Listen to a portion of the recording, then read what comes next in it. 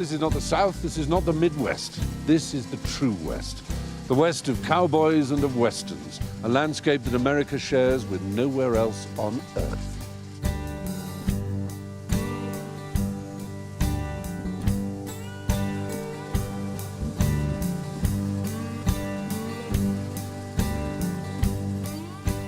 This is the Rio Grande Rift, a tear in the Earth's crust through which the Rio Grande flows south towards Mexico.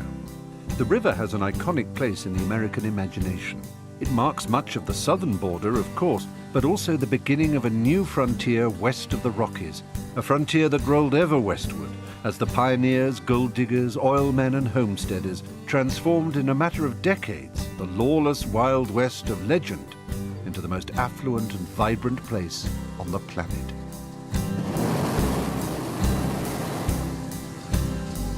Talk about sure-footed. You've timed this very well, I have to say.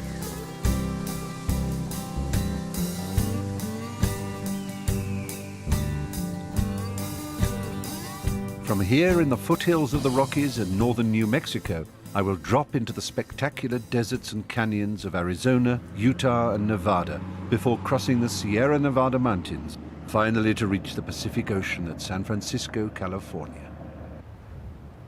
On the outskirts of Taos, a favorite haunt of artists and hippies, a very American phenomenon has sprung up on the semi-arid desert of the high mesas.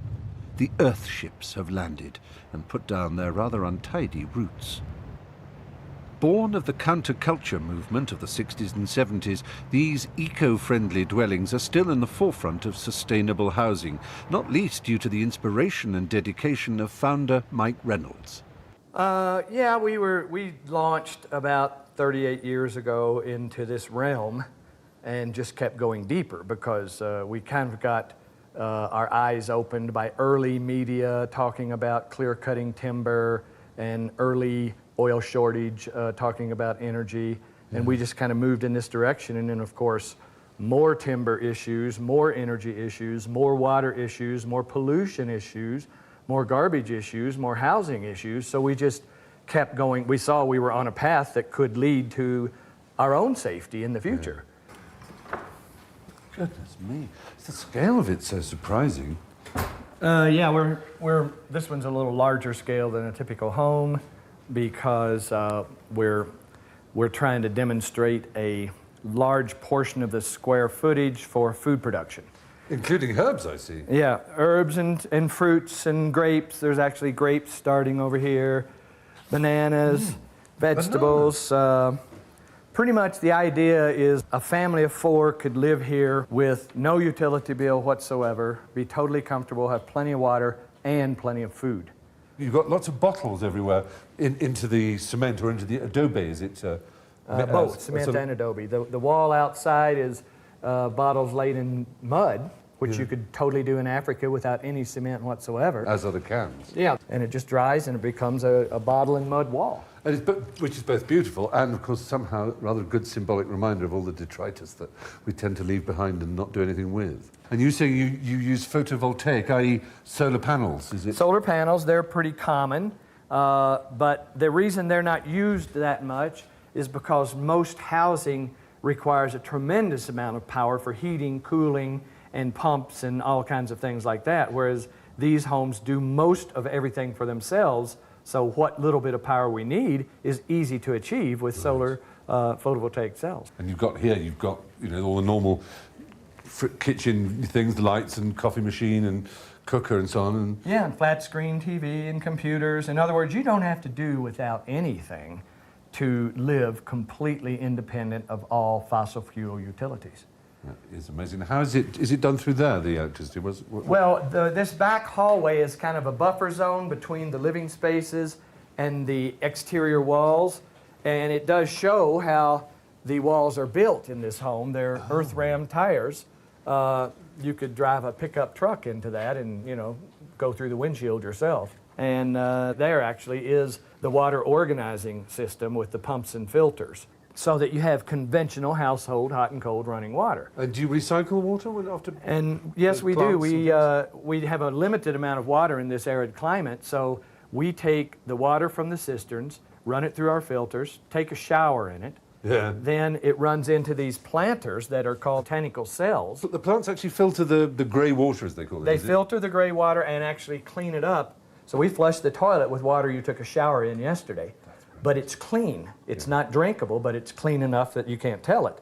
Certainly clean enough for a toilet flushing. Yes. And then that water goes out into a conventional septic system. Right. Which then, rather than going into a drain field or to a municipal sewage area, goes into more outdoor botanical cells that are used for landscaping. So no sewage ever leaves the home. It's used by plants. And that's very unlike the way we do things in the 20th and 21st century, where we like to send our poo away as far as possible and not really to think about it and to think about the enormous quantities of it that we produce. Mike's vision of a sustainable, self-reliant lifestyle is gaining wider recognition as both the financial and the environmental cost of oil seems inexorably to rise. Of course, not so long ago, this was the only way to live.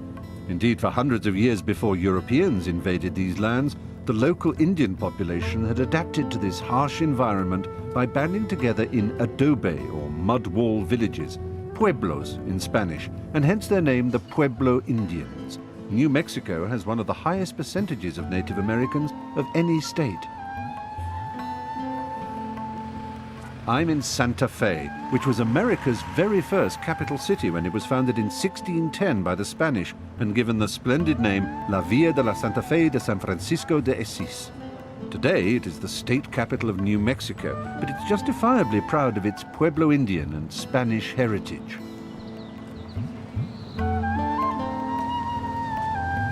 It is the architectural jewel in the crown of the Southwest, and even if the adobe style is a spot overindulged, it makes a change to be able to walk around an American city.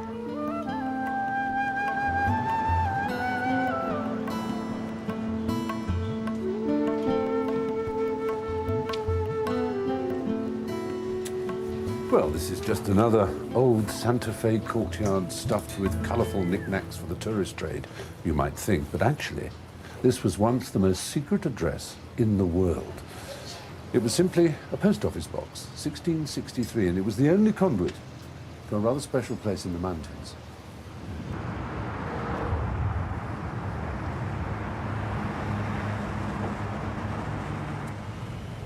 So this is the center of nuclear America, the nucleus, if you like, the cradle. It's where it all began. It's where mankind first learned to harness the power of the atom. Both a terrible and a magnificent event, I suppose. And that building there, that half-timbered building, was in the 1930s and 40s a school. It actually boasts such alumni as the literary figures Gore Vidal and William Burroughs. And it was that school that was bought by the US government and formed the kernel of the Los Alamos Nuclear Research Laboratory. This is the quark bar in Los Alamos. Those of you who are good at physics might remember that a quark is an elementary particle named after a James Joyce word. I don't know what this place makes me think of. There's something very moving and very extraordinary about the photographs of the pioneers of Los Alamos. There's a kind of optimism in big science, and there's an optimism in being American. And when the two come together, you create an astonishing energy, rather like the energy that they created when they split that atom and made that first bomb. I suppose some people would think this is a grisly place. It's a place of death. But to me, I see nothing but optimism. That's probably because I believe in science. Many people these days don't. I think America, for all its faults, still does.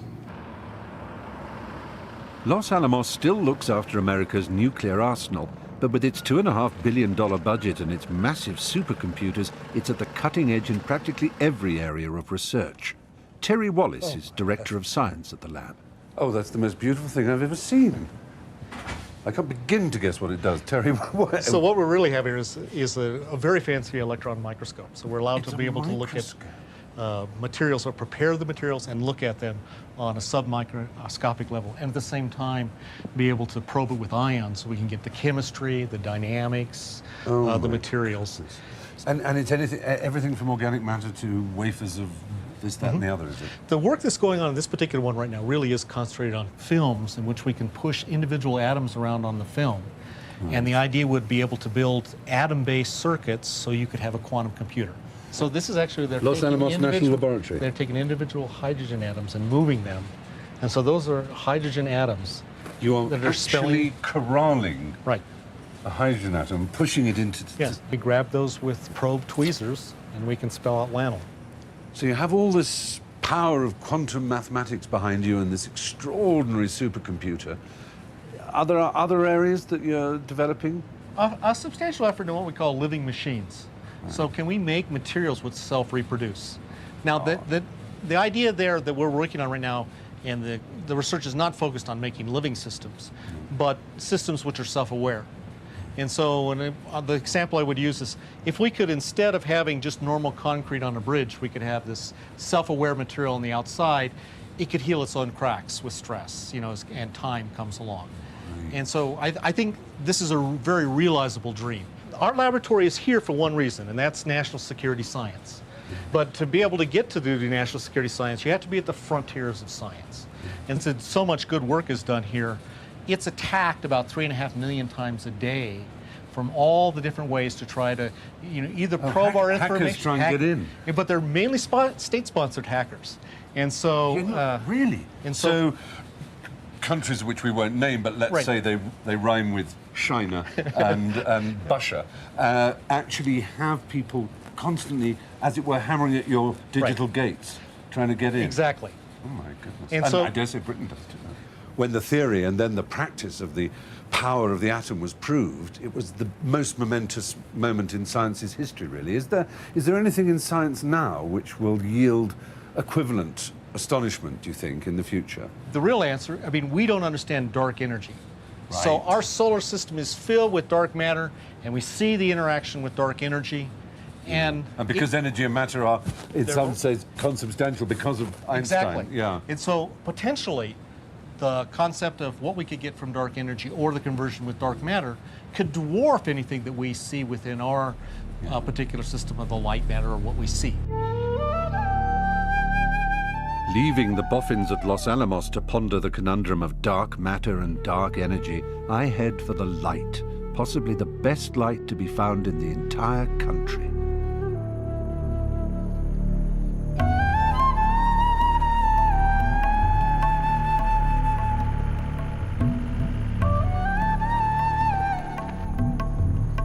This is Monument Valley, part of the Navajo Indian Reservation that straddles Arizona and Utah.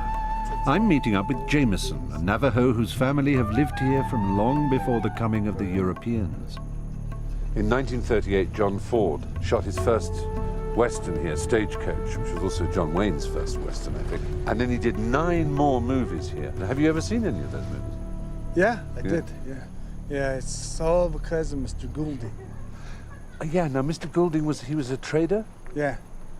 And he was in the 1920s and 30s? Yeah. And how did he get John Ford here? Well, they said that he went around and took pictures of the valley, and then he made a trip down to Hollywood. And then he wasn't really accepted into the office, into the Hollywood, but he slipped the pictures underneath the door. So, when they saw that picture, they were like, They were amazed by what they saw. And that's what brought John Ford here? Yeah. I think that's an interesting thing. This one piece will make 52 layers. Watch on mobile devices or the big screen. All for free. No subscription required.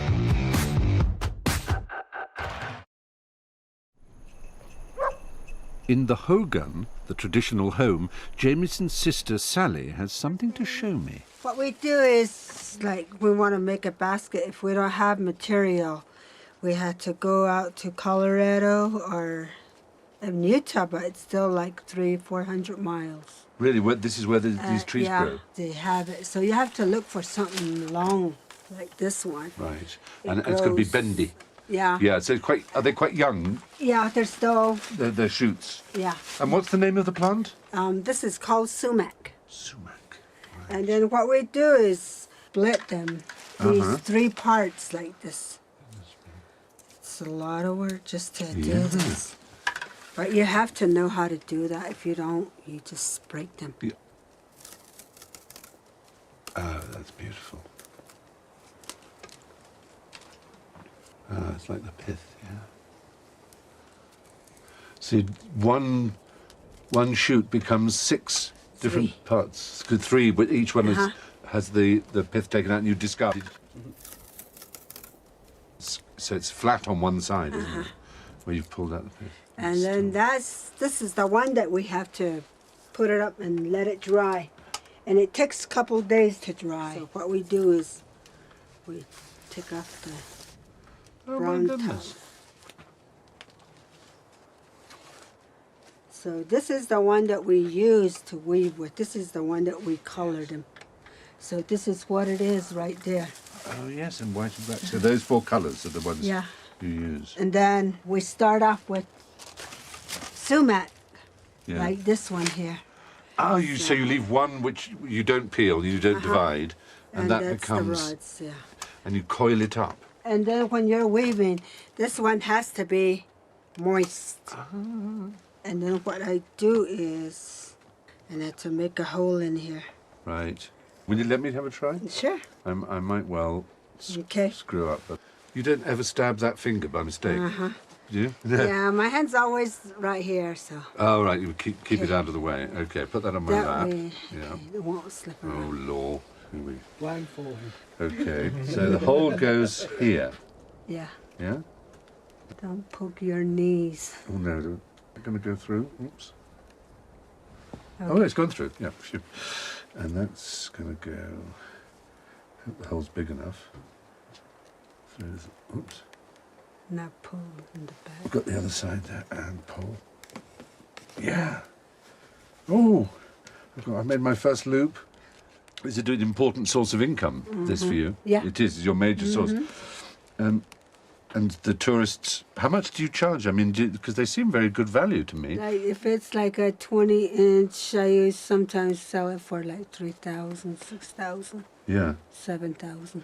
And well, I think it's fantastic. Have you got, well, you've got ones here. Yeah, this one is called the traditional ceremonial basket, and they call the wedding basket. Middle is the earth, Yeah. and this is the mountain, and this is the rainbow and the clouds. And this one right here, we never close it. We always have a opening, yes. and that's the mind, the spirit line. Which goes between and through all the different elements. And this is the same thing, but That's with the different same thing. colours. But it's very skillful and lovely. I shall have to buy one now.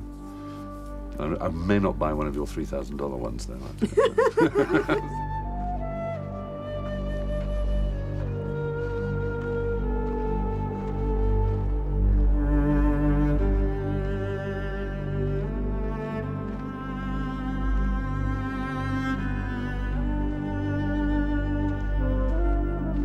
You can see why Ford was drawn to this place, and why Navajo like Jameson and his family have no desire to leave.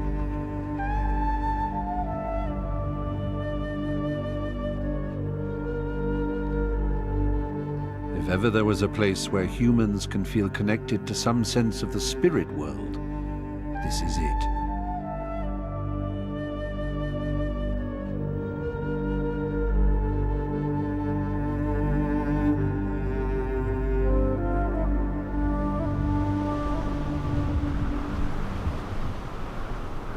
Exposure to the spiritual always leaves me more than usually peckish. Jameson's wife has the answer to my prayers. And this is Navajo fry bread. Navajo fry bread I'm making. We make the best fire bread in all of East Slope. Yeah? Family loyalty, but I believe it. I think it's great that you all speak Navajo, because I was up in South Dakota on the reservation with the Gala Lakota. And they were saying that 10% of the children speak Lakota now, and that's terrible, isn't it? Yeah. You lose the language. A few years back, they were saying that they had a complaint because of our kids kind of forgetting their language. Really? So, You make a big effort now. At college Yeah. and school, everybody learns. yeah. You can go ahead and take some. Look at those steaks. You know, I'm a bit tempted. Can I taste some of the bread? Yeah, you can all taste I'll some. tear a bit off. Oh my. That's as good as it gets. Yeah. Oh. Oh. It's light, it's fluffy, Yeah. Mm. Soft. soft, delicious. Absolutely. Good, isn't it? Here you can help yourself, all of you. Oh, Lorraine. Wow. Right, here's the plate. And what a place to eat. Oh, yeah. What Ooh. isn't it? Oh. Quiet. But what's amazing to me is that you managed to live here, right in the middle of Monument Valley, and have a private family life, while today there are probably, what, 1,000 tourists up there in cars going round, and you wouldn't know they were there, would you? Some they really want to step inside and talk to the family. Sometimes they'll do that. They'll just walk over here and just say a friendly hello, but we just go along with it. You don't mind that? Yeah. Because you wouldn't go down an American street in a city and just open somebody's door and go, hello. Bordering the Navajo reservation, Lake Powell stretches for 250 miles in a filigree pattern of extraordinary beauty. Looking at these ancient rocks, it's easy to think this would be a scene you could imagine thousands of years ago, but actually it's only been visible for the last 30-odd years. This is the completion of the great project of damming the Colorado River. And this is an artificial lake, a man-made lake. It's the Colorado River risen up into an old canyon. And maybe that's what adds its spooky kind of atmosphere. The fact that there is no life that's grown up with the lake. It's a new lake, so nature hasn't yet caught up with it. Maybe in 100 years' time, the kingfishers and the grasses and the reeds and things will make this a proper aquatic environment, but at the moment it's more like an album cover or a computer-generated image.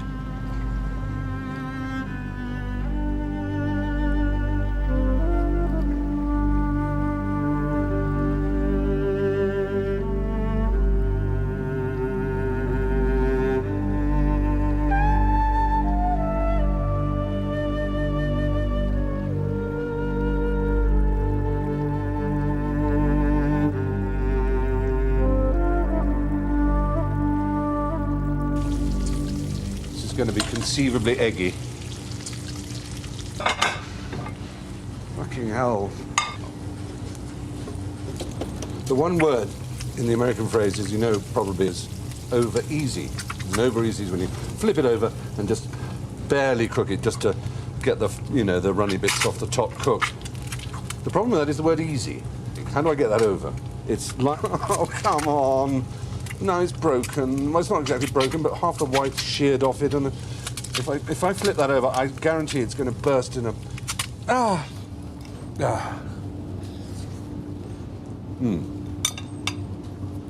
It's not bad. The extraordinary thing about Lake Powell is it's just not better known. It's as if someone had filled the Grand Canyon with water. Admittedly, we're not high season now, but we're about the only boat on this huge stretch of water.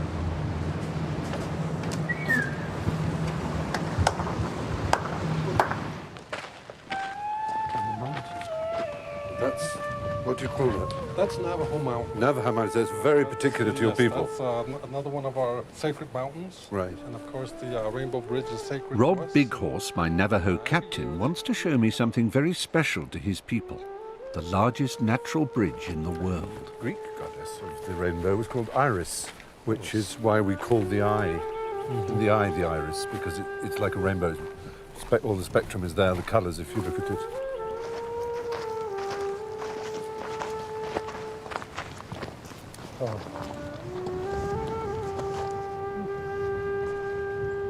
So would you like to tell me about the story of that? Legend has it that there was a little boy that got lost here, and to make it back across, the deities made a rainbow, and he made it back across, and after that they just turned it into stone.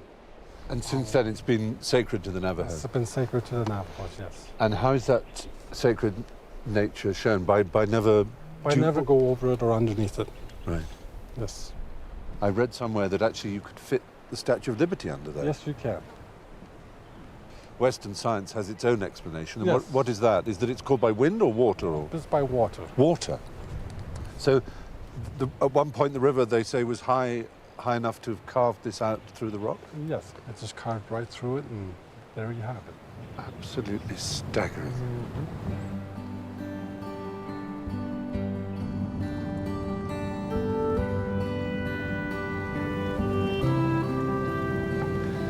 I've jacuzzied my way around the world, but this just about beats it all, I have to say.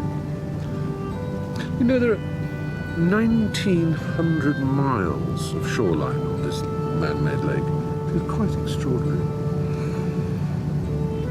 Very American, isn't it, to do it in this kind of brash style. And I have to say there's a part of me that is entirely suited to this Mr. Toad-like way of getting around a lake.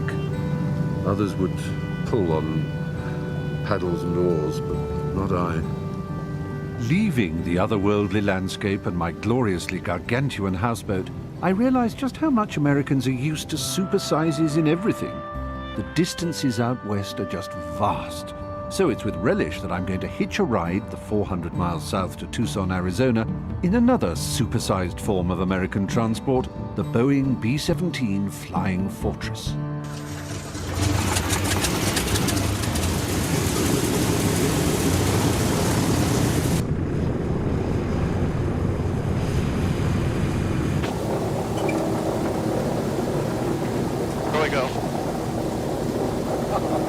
This is extraordinary. I've been on a British Lancaster bomber, but only so far as taxiing is concerned. This is the first for me to fly in a 1940s bomber.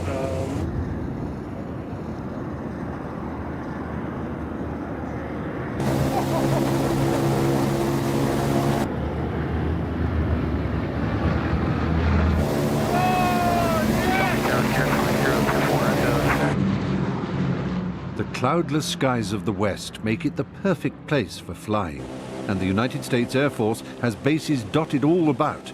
I'm heading for Davis-Monthan in Tucson.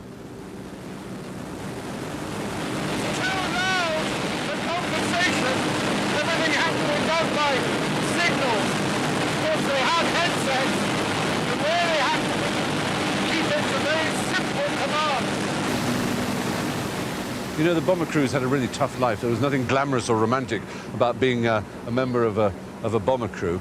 There are 5, 6, or 7 of them, depending on the nature of the flight, and they all had incredibly difficult jobs to do. They were very scientific, very mathematical jobs. They were constantly having to adjust for magnetic deviations and the compass. They were having to fly by dead reckoning with pieces of pencil and paper to find out where they were. They were having to work out their height and their glide and climb attacks and all kinds of technical stuff. There was nothing of the dashing warrior of the air about them as there was perhaps for the fighter pilots. And indeed, they never really got the thanks at the end of the war for the job they were asked to do. I suppose we were all too embarrassed about it. Raining fire on civilians was not something we should be perhaps proud of.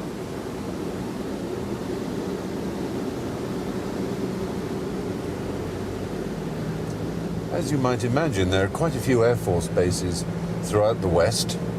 The guaranteed hours of sunlight make it an ideal place to send young pilots for training.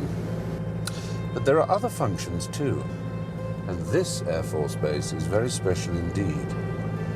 It's where American airplanes go when they're retired. Over 3,000 of them, worth an estimated $30 billion, injected with synthetic rubber and wrapped in protective cling film. But don't be fooled. At the single sound of a bugle, they could rise again to serve their country. They're not dead, they're just mothballed, sealed up for the time being. Line after line of them. Fighters, bombers, attack aircraft, surveillance aircraft, supply aircraft, helicopters, fast jets, great lumbering transports. Spooky.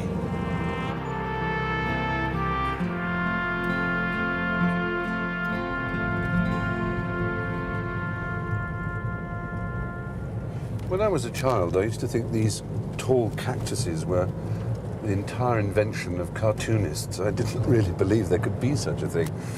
And to see them now in virtual forests, it's such an iconic American sight, isn't it? It's called something like Carmenigea gigantica, and they have white flowers and an edible red fruit, but they don't seem to be fruiting at the moment.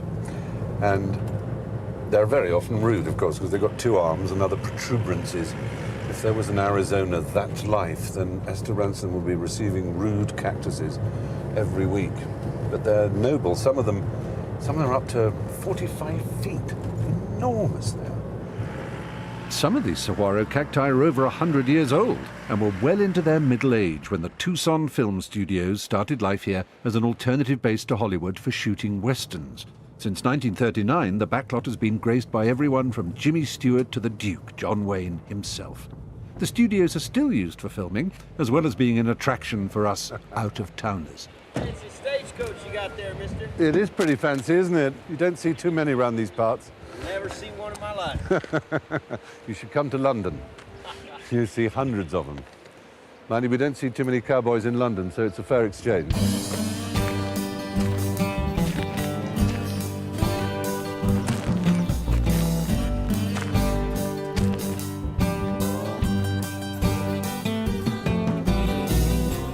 Well, Fry. I thought I told you. We don't like your kind in this town. You see me and my boys here. We run this town. We don't like you here. Yes, well, you've told me a number of things in the past, Marshal, and none of them have left me singularly impressed. Well, looks like we outnumber you 3 to 1. So I best you just get on your horse, you ride out of my town. Well, that seems to have evened the odds up a little, doesn't it? Fine by me, Fry. Wanted to kill you anyway. Oh, really? Many have tried, Marshal. Few have succeeded. Only 2 in recorded time have succeeded in killing me, and even they didn't do it very well. I'll do it right this time. Make your move. Go! Oh! Oh! Oh, that hurt. Oh, it's rather like... Oh! Oh! Think about that next time. Excuse me, I think I may be having to have a death scene. Oh, sweet mother of mercy, is this the end of Stephen Fry? Oh. Oh, Lord. You win, Marshal. Yes, we showed that sheriff a thing or two, didn't we, Spinoza? He'd never even heard of phenomenology. Can you imagine such a thing? Let's see what this town has to offer us, shall we?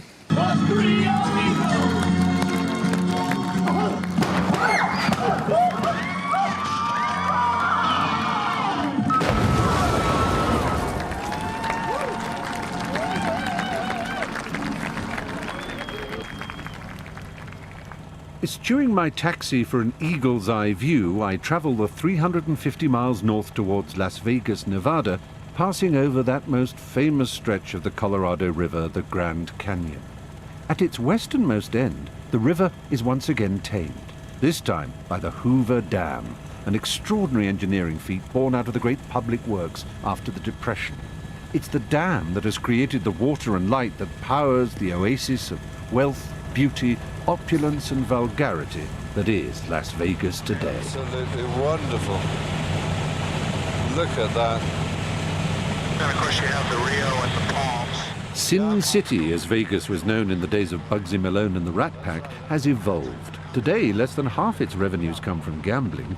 Business conventioneers are the new high rollers, and with them come a host of arcane management rituals. The newest entrant in this lucrative field is an outfit called Spy Games. Mr. Fry? Yes? There's been an incident. Really? Well, do come in. Incident? Would you take the time to read the letter, please? Are you alone? Yes, I am. Tragically. They call me Trixie. Do they? Trixie, right. Mr. Fry, you have been personally selected to join forces with the notorious Las Vegas crime boss known as the Boss. You'll be acting as our mole in a newly formed group of CCI special agents that think they can outsmart us. Here's the deal, Mr. Fry. Right. There's been a kidnapping. Yeah? I've done the kidnapping. The problem is that the agents are getting a little too close. I need to know that I can trust you. Right. The agents of? The agents of the agency. Are getting too close. They're getting too close. To me, to the boss. Right. I need your help. I'm on your side, am I? Yes, I hope so. Right. Can I trust you? Can Trixie trust me? Can I trust her? This is Vegas, where the unthinkable, if you're not careful, becomes a reality. Sir, why do you have your glasses on your paper? Oh, I use these for improvement Why aren't they on of your vision. face? Why aren't they around your neck? Because they're only necessary for when I'm reading. I have presbyopia.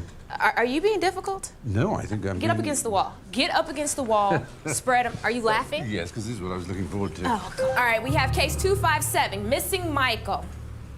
The mission. We have received information that Michael Caprio, the PR director of Chippendales, has been kidnapped and he is in danger. Your PR director has been kidnapped, so you all won't be able to do any more dancing for those ladies if we don't get him back. The boss has planted his spies throughout the city to take watch over the current situation. These spies are expecting a visit from informants whom they've never met face to face, but they are identified by a secret code word. The special agents are to pose as informants by using the code word to gain information where the ransom is going to take place and discover who the boss truly is, since we have no idea. So do you guys get what's going on? All right. You want us to pretend to be informants for the boss? Is Exactly. Man, he is bright. Your team must select a team leader, appoint a case file agent.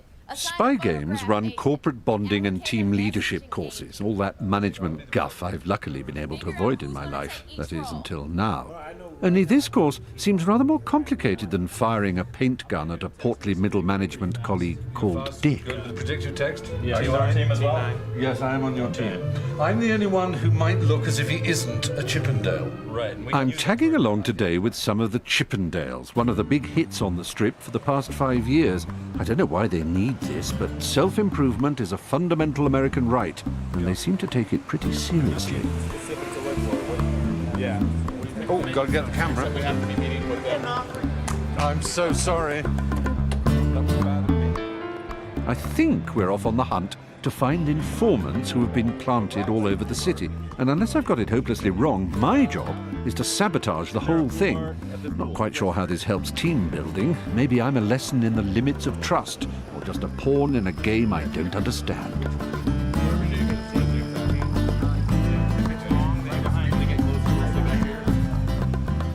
Excellent. This is fun, isn't it? Nice pool, nice day. Nice breasts. Anyway, what is abundantly clear is that Americans love this stuff and take it all on board without a hint of the sneering or cynicism that I fear my compatriots might indulge in. Not I, of course. The boss talks about a guy named Weiler a lot. Weiler. Weiler, but I've never seen them together. The hostage exchange We have the phone number, the number of the picture. is going to take place by the railroad tracks. In essence, it's like a treasure hunt, and baffled as I am, it's an amusing way to see some of the mega resorts that have taken over the strip. You've got the bureaucratic side of spying. You've got down pat. It's perfect. One clue solved, so we're off to another of the many themed casinos. Remind me what we're looking for here? Well, we do not know. We are coming here and pulling it as a clue. So we just got to hope for a text. You can also ask Jug's Star Trek Experience. And now we have to find a man called Jugs, and we have to take photographic evidence of our meeting. Excuse me, sir, would you be kind enough to take a picture for us? Yeah. That would be really kind. Thank you very much. Here we go. But being the cunning double agent that I am, I've turned off the flash. Is it on the wrong setting? Should be all right. I think James got it. Well done, James. I'm beginning to enjoy my duplicity. Maybe I should have taken that job with MI6 after all. Oh, and I must exchange a token with Jugs without the chips twigging. All very spooks. You're right, I'm so sorry. You gotta make sure you shake Jug's hand. Jugs. That's right. Had a handoff. He's tried twice to misdirect us in the directions, and think he cut the flash off. He cut the flash off on the camera. He's trying to slow us down. He also keeps leaving the camera around and forgetting it. That's why we have it in Sean's hands now. So we are at the Hilton and we're going to the Grand, we think, yes? 1, 2, 3, 4, 5 stops. All right, gentlemen, we do have some things on our mind right now, and that is the mold. So everybody right now would empty their left pocket. These are the payoffs. What are right there. These are the payoffs. Way to go. Gentlemen, I think we have found our mold. I agree. I think so, too. Why? Because one, I saw you handed the jugs. Plus, when we were going to the Star Trek experience, you tried to misguide us. Even when I told you the right way, you tried to get us the other way. Yeah, okay. You also turned the flash off on the camera so we can get And you tried to leave the camera at the bar. You set it on the bar as we started to walk away, and I said, go back to the camera. So with all these things, every time we've added up, we've talked it over as a group, we've officially decided you're the mole. I have to admit the Chippendales are not just a bunch of pretty pecks. And like so many Americans, they just seem instinctively to get this, whereas I don't. If only their foreign policy was this sophisticated. I'm a weasel. I'll fight for anybody. Well, we seem to be reaching the climax of this thriller. We think so far. We've seen Weiler. That's the guy on the station here. I think maybe the boss who recruited us in the first place, is actually the boss. Plus, there's the one who recruited me as a mole, who calls herself Trixie. She's called Trixie, apparently. That's what she told me her name was. So we make the rendezvous and the game plays out. And of course, it turns out that Trixie is probably the real boss. And, oh, who cares? What's important is that the Chips are better bonded. And I've at least learned that I'm no more cut out to be a spy than a Chippendale. Oh, well, that's 2 more career doors slammed in my face. One of the lesser-known facts about Las Vegas is that in some respects, you could say the city was founded not by the mafia, not by property developers, but by the Mormons, of all people, the Church of Latter-day Saints. When they founded their home city of Salt Lake back in the 19th century, they then sent out other Mormons towards California, and every 50 miles, which was as far as a telegraph could reach without needing a relay station, they would set up a community, a settlement of some kind. And on the way, the 50-mile marker hit this little place in the desert. It seems a very, very unlikely mixture, Mormonism and Las Vegas, but I'm actually going to what you might call a secret photographic shoot involving Mormons right here in the city of Las Vegas. How did you get this idea, Chad? You know, it actually came to me last year. I was talking with a bunch of friends, and I thought, you know, wouldn't that be funny if, you know, you see the firefighter calendars, you got the police calendars, the Marine calendars. Yeah. Well, what about Mormon missionary calendars? Yes, it's very tongue-in-cheek. It's very funny. It also has a really deep-rooted message about tolerance, about accepting, and about tearing down those religious barriers. Is this the kind of thing that might cause the elders to frown and raise eyebrows, if you can do the same at the same time? No. I think if we went any past this, they might, but, you know, we're not doing anything that they could frown upon, and we're not breaking any rules, so. No, right. No. What about the structure of the church, like in our Church of England or the Episcopalian Church, as it's called in America? There are bishops and priests, and, you know, there's a hierarchy, if you like. Is there a hierarchy? You have elders, or what? Yes. There's the prophet who oversees the whole church. Oh, so there is an equivalent of a pope, an absolute head. Correct. Yeah. We wanted this to be kind of a real angelic look, because that's like a belief. You know, the Mormon beliefs are based on a lot of angels. There is this thing about celestial sort of... The celestial kingdom. Yeah. So you could become an right, angel. no, well, it's more than just becoming an angel. Yeah. It's actually becoming resurrected. So the Mormon beliefs are, we live here on earth, we get a body of flesh and bone, you die, and then through the grace of Jesus, you're resurrected. Right. So it is a Christian church? Yes. Yeah, and then one of the core beliefs of Mormonism, which causes a lot of controversy with other Christian faiths, is the fact that Mormons believe that they can actually become like God and become a god of their own universe as well, like the god of our universe. So, in a strange way, science has at least vindicated the possibility by suggesting there could be an infinite number of universes. It's interesting because the Mormon church is very conservative, but their beliefs are very radical. That's an interesting point. You're absolutely right. It's that mixture of the straight-laced sort of attitudes of no sex before marriage, no drugs, including alcohol, tobacco, caffeine, you know, even quite minor ones like cups of coffee or Coca-Cola.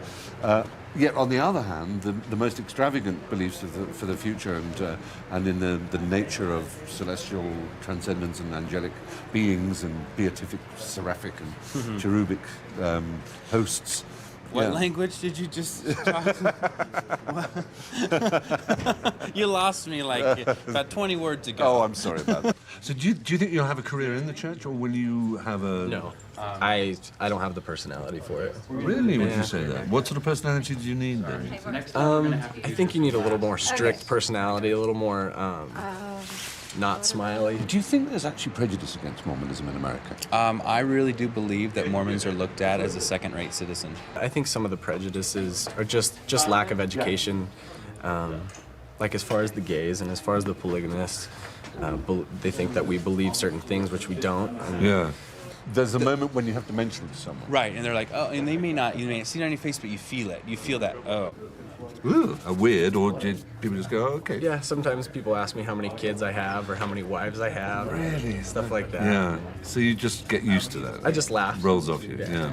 I mean, you are a proselytizing religion, though, aren't you? Right. You do want to convert the rest of the world to Mormonism, unlike Judaism. So. Right, yeah, no, that's their mission. The mission of the church is to bring people in. Yeah, and I suppose some people would object to that. I mean, there is some people who just don't like the idea that they're going to be preached to. Oh, absolutely. I don't like to be preached to. Who likes to be preached to? And I think that the mission of missionary work is not to necessarily go and convince people. It's to find those people who are looking for something, looking for answers. And, hey, this may work for you, it may not work for you. And this is like the official uniform of missionaries. I mean, this is how they're identified. You got the white shirt, tie, name tag, sometimes backpack, bike, These are the guys that you see going door to door.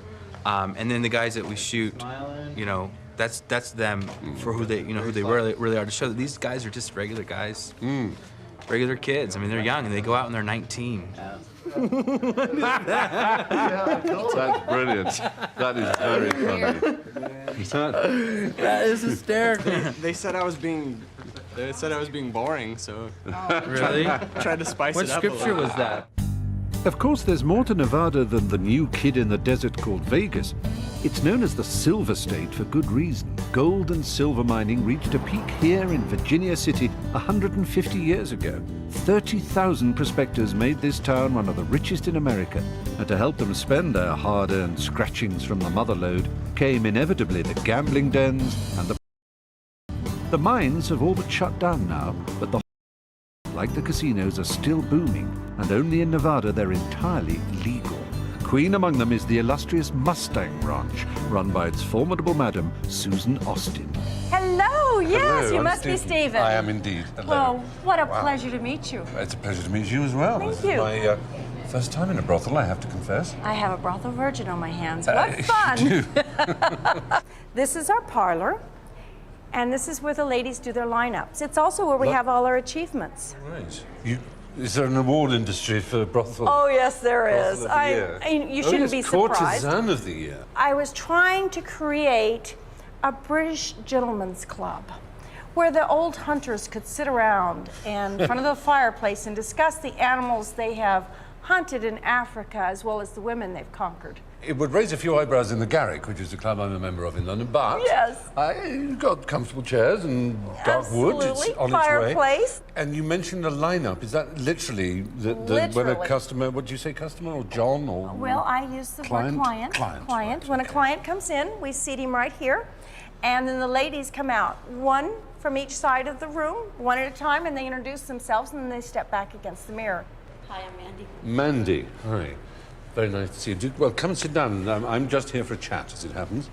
That way, the gentleman can see them walk, talk, and up close, and decide whether that's the one he wants to pick. See, if I were doing that, I'd just be embarrassed about offending the one that I didn't choose. No. I give a little preambulatory before. I say, honey, this is the way it works. All the ladies are going to come out and they're going to introduce themselves. You pick the one you like. Now, if you don't come to a decision with her, you come out and pick another one. Remember, dear, you're not getting married. This is a business. How did you find the first time? Was it nerve-wracking? Did you get help? Were you all psyched up for it? I was nervous, but I had a friend of mine was here, and everybody, like all the girls here, are awesome, very awesome, just very helpful, you know. And it's like when you first start, you're either prepared to do it or you're not. You know what I mean? Yeah. Having is very easy. When guys like you, it's that much more easier. So they choose, and then the rooms are off here, are they? And you haven't had too many weird requests yet, or anything? Never, no. No. But what's weird to me is That's the point. far beyond what's probably weird to other people. You're a young girl, an attractive young girl, and you might get some men like me coming in, great overweight, wobbly people in their 50s, and your heart must sink. You go, oh, God. Not at all. Not with No? me. You're No. okay with that? That's why I'm here. Yeah? Well, you like I wobbly. love men of all different types, You do. sizes, shapes. I do. And do you think I love that's... variety. And you actually enjoy your work? I love it. I love my job. That's fabulous. Not many people can My say mom that. knows, and she's like, I'm so glad you found a job you like. I like me too. I should have been here years ago. Now, we're going to stop right here. These are our negotiating rooms. We don't discuss money in the bedroom. Most brothels do. It has to be discussed in a private room. It can never be done in public. That's one of our state statutes. So. Oh, this is by law. By not just- law, yes. So So you- this is where the men come in and talk about what they'd like to do, how And long, how long how they many want to- positions. Right. Yes, all the details. You have to know all the details. And the girl will decide on the basis of what's required how much That's it will how she cost. prices it. And it's not your decision No, as the, it's as not the my madam. decision at all. It's the independent contractor. She is her own businesswoman. She sets her own prices. Right. Yeah. Right. So Now, it's by like state. having the Louis Vuitton concession in a department store, That's as right. it were. Exactly. Yeah, you are the department store manager, but they can charge what they like. They can charge Yeah. what they'd like, I see. what the traffic will bear. Yeah. Now, if a man, if a man was doing it, even with, you know, Cialis and Viagra, he'd be lucky to do it 4 times a day, Right. and he'd be young and pretty, you know, Mhm. fit. After a certain age, he'd have to fake it, and he couldn't really fake it. Because Right. unfortunately, it's harder for a man to fake it. Mhm. Do you actually find yourself many times a day? Can you do that? Yes. Wow. Yes. So that's Depending on the time. For me, I'm just kind of like a guy. A little time has to go in between there. It's Yeah. not going to be like multiple. No. But yeah, I'll have I'll enjoy a party with the customer and go back out to the bar and sit and talk with people and talk with people. And the next customer might happen again, and I'm like, I'm exhausted. And do you think men know if you are faking it? Probably. Yeah. But you wouldn't. I don't. No. After the discussion is done, the decision is made how much he's going to spend. She may not touch the money or the credit card until she's done what we call a DC. DC, okay, I'm trying to work this out. Okay. Not direct contact, not... No, not direct contact. TC, oh dear, no, it can't be that. Oh, yes, it can. Oh, no. By state law, she must check the man's genitals. Oh, my Lord. Well, she's certified clean. She doesn't have any transmitted diseases. So it would be foolish for her to go in a room with a gentleman and then get his pants down and discover, oh my God, he's got herpes, or he has Some weeping wart. something, yes, something. And so we have a very bright light. We have warmed baby wipes because we know how sensitive you are. no. Oh, but it's fun. Stop it, It's Susan. fun. It's fun to show your genitals. It's fun. What the girl says is, oh, we're going to play doctor now. Oh, right. And she gets on her hands and knees with a baby wipe and the bright light, and she gets to fondle. But while she's fondling, she's checking every little area that's going to come in contact with her. Disease check. Check. I am really offending your British sensibilities, I can tell. It's not. It's a little eye-watering, I have to say. But what would happen though if you met a man, either who was a client or just a man you happened to meet in some other way, whom you completely fell for, who became the man? Would you still want to carry on working? Yes. Right. If he was the man, he would have to accept that fact. So we're first going to go into the Italian suite. Oh my word! This is very grand. Isn't this wonderful? This is not what I expected at all. No, not at all. This is like a 4-star hotel. Are there many advantages to legalized? When you control something like this and you make it legal, you have state statutes, you have federal statutes, everything that guidelines how you operate. So the girls have safety checks. They use mandatory Everything is done in a very legal, very safe manner. This is the mini Hawaiian vacation. Complete with chickens on the ground. It's extraordinary. The monies that are paid to the ladies now are taxable, so they become a productive member of society. They don't have a pimp beating them up, stealing their money. They're actually independent businesswomen. This is a wonderful aid. Multiple positions. You just have to use your imagination. And if that doesn't work, we have a DVD on it. I think I may need it. I don't think I could get in position one. So it's a win-win when you legalize. But, as in Holland, you have to set the guidelines in, and they have to be guidelines that are enforced and properly done. Now we're at the Asian suite.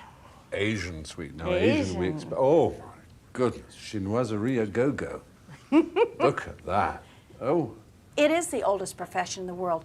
You can only hide it by not making it legal. It goes underground. Yeah. And the beautiful double-sized California king bed. That is... Now, that's a playground. You could party on this bed, couldn't you? You really... Yes, you could party on this bed and never run out of room. No. And I've had quite a few groups who have.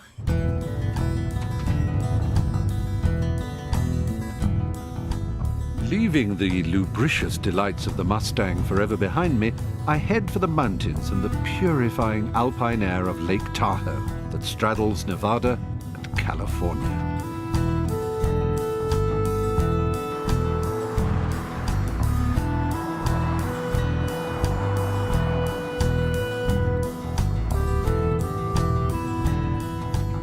Once over the Sierra Nevada mountains, it's California with the scent of the ocean to lure me on.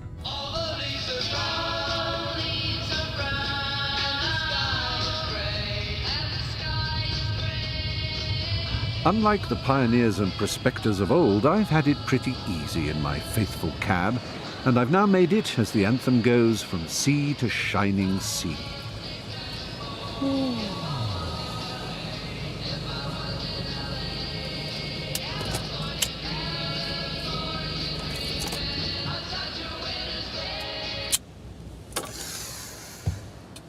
There we are, the Pacific Ocean. As Darwin remarked, a very badly named ocean. It's not being Pacific today.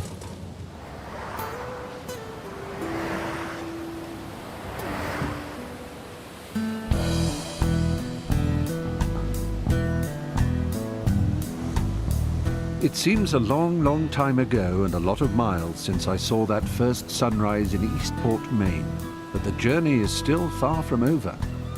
In the next episode, I discover the delights of San Francisco, travel up the Pacific coast, meet vintners and dope smokers, encounter Sasquatch believers and old believers, go hunting for whales and swimming with sharks.